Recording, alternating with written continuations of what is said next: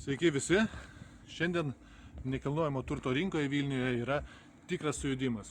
Visi tik perka ir parduoda nekilnojamo turto objektus. Taigi visą šitą sūkurį norėčiau įmesti ir aš vieną puikų objektą. Tai yra 2 kambarių butas Antakalnyje, Mildos gatvėje. Taigi nepraleiskite puikios progos, o dabar kviečiu jūs jo video apžiūrą. Važiuojam. Kai su tavim mes šokame kartu, o be ribų, širdis plaka tuo pačiu ritmu. Tegu mum jau nebekyla saulė, užtenka daug šviesų ir nesvarbu kiek man